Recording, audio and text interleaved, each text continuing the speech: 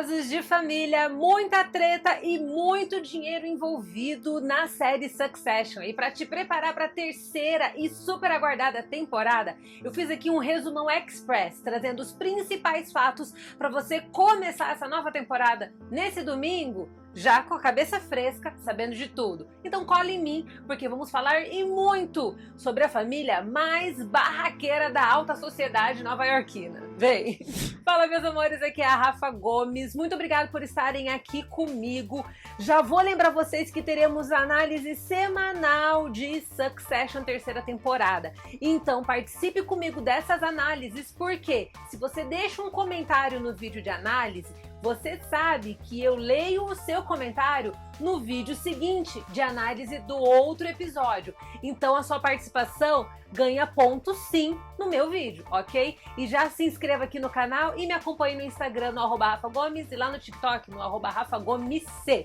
Bora falar de Succession, porque a terceira temporada vai vir depois de 2 anos de hiato. Essa pandemia quebrou a gente no meio, mas estamos aqui firmes e fortes como a família Roy, que vive quebrando pau entre 4 paredes e humilhando geral. E a gente aqui precisa começar a falar logo de cara que na primeira temporada nós começamos com uma disputa grandiosa entre os irmãos. Temos aqui Connor, Shiv, Kendall e Roman.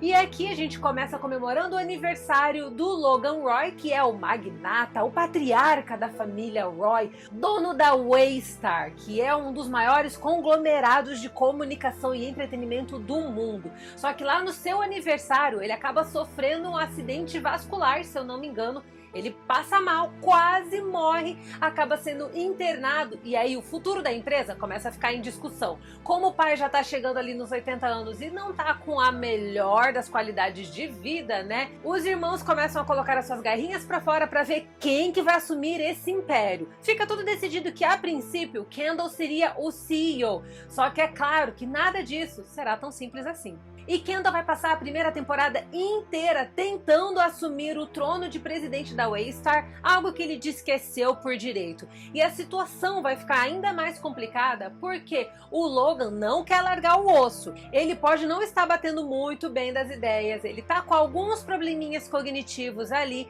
tem algumas confusões, faz xixi aonde não deve e tem um comportamento profundamente agressivo, mais do que o normal, e olha que o normal dele já tá errado, mas ainda assim ele não vai largar o trono da Waystar. E embora Kendall estivesse sendo preparado para assumir o posto de CEO, aqui nessa primeira temporada a gente vai ver uma briga ferrenha entre pai e filho que estão disputando por essa cadeira. E aí, é claro, no meio disso tudo a gente tem o conselho, que são os outros acionistas, que são figuras importantes dentro da empresa. Nós temos o Frank, que é demitido e depois é recontratado e depois é demitido de novo e já na segunda temporada é recontratado.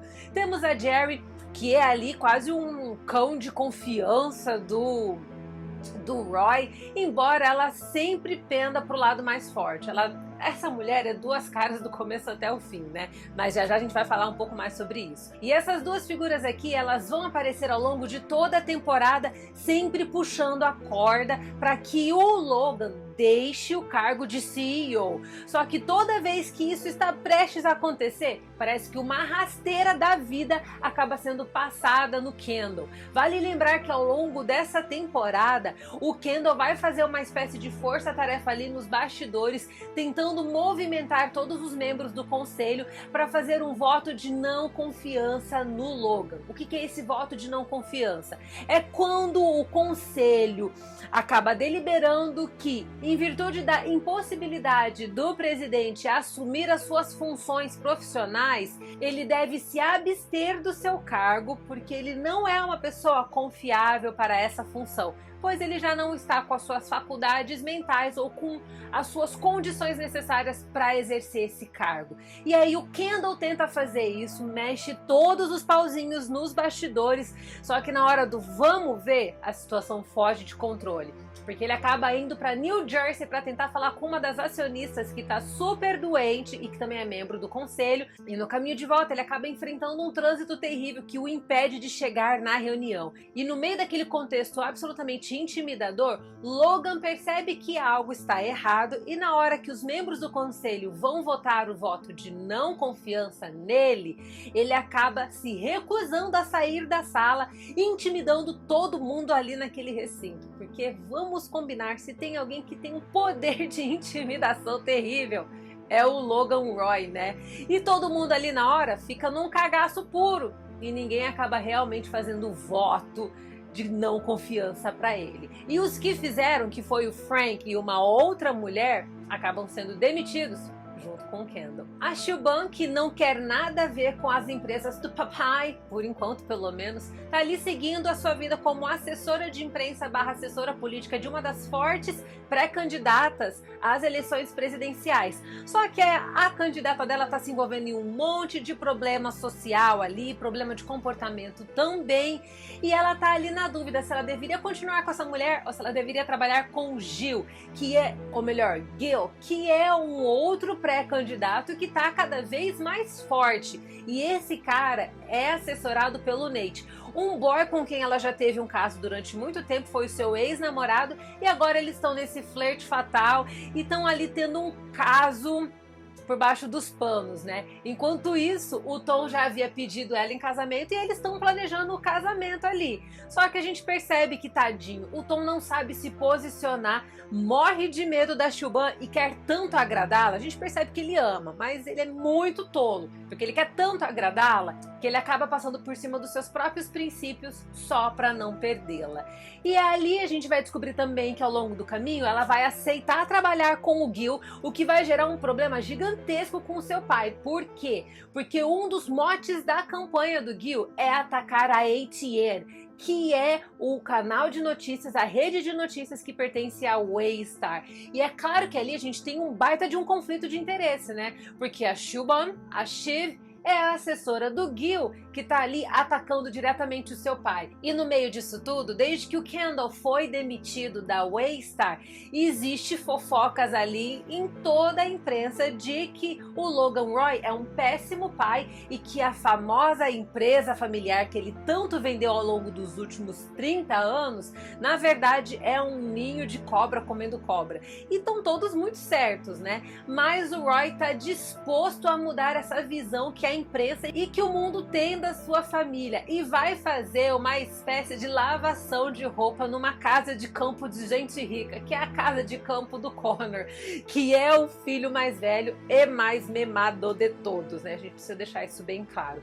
E ali, naquele encontro que tinha que ser uma espécie de encontro terapêutico, as coisas obviamente fogem do controle. Ele leva fotógrafo, leva a gente para registrar tudo aquilo, porque a ideia é vender a imagem de que a Waystar CEO é uma grande empresa familiar, só que tá faltando alguém nessa equação, que é o Kendall, que depois de ter sido demitido e não ter tido muita sorte com os seus empreendimentos independentes, volta a usar os entorpecentes, o que faz com que o seu autocontrole vá por água abaixo. E ali, naquela reunião em família, gradativamente as pessoas começam a lavar a roupa suja, só que tá todo mundo atrás do Kendall.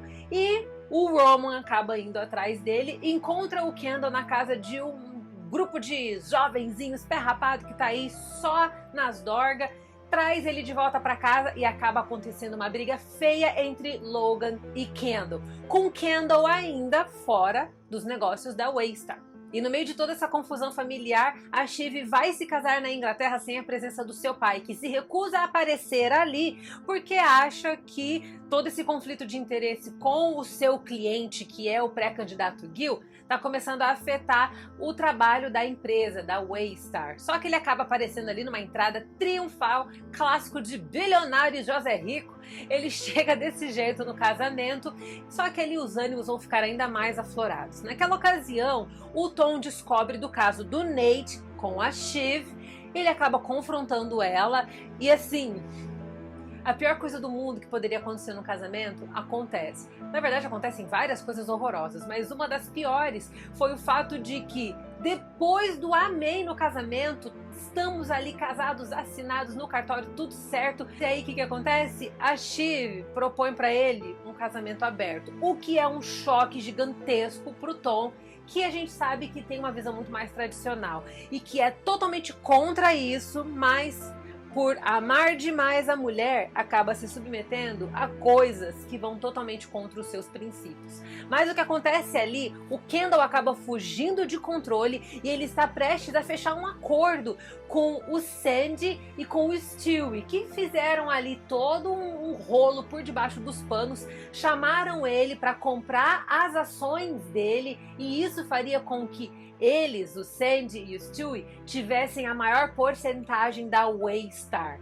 E isso, é claro, daria a eles poder de retirar o Logan do comando da empresa. E tá tudo certo, porque essa seria a vingança perfeita pro Kendall. Ele ia ganhar uma bolada, nunca mais ia precisar trabalhar na vida. Só que na hora do vamos ver, na hora que a coisa vai acontecer, ele acaba ficando eufórico, ansioso e angustiado demais, consome uns entorpecentes muito loucos, sofre um acidente de carro e a pessoa que estava com ele, que era um garçom que havia sido humilhado pelo Logan durante a festa de ensaio de casamento que acontece na noite anterior à festa do casamento, pois é, esse rapaz estava com ele dentro do carro e ali na hora do acidente o Kendall conseguiu se libertar, porque ele estava sem cinto de segurança, saiu do carro, enquanto o outro rapaz que estava com o cinto de segurança acabou falecendo naquele momento.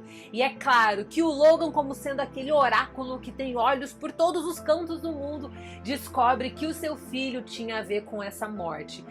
É aquela coisa, né, gente? É um crime culposo, bem complicada a situação, mas o Logan Roy tem dinheiro, tem poder e tem influência. Então ele consegue fazer com que esse caso seja totalmente arquivado e esquecido. E é claro que Kendall nunca vai ser responsabilizado pela morte desse rapaz. Isso faz com que o emocional do Kendall, que já estava fraco, vá por água abaixo. E ali naquela ocasião ele se submete ao seu pai e desiste de vender a empresa. E essa foi a nossa primeira temporada. Mas ainda temos a segunda temporada, que vai ser um pouco mais rápido, porque aqui as coisas acabam sendo uma continuidade direta da primeira temporada.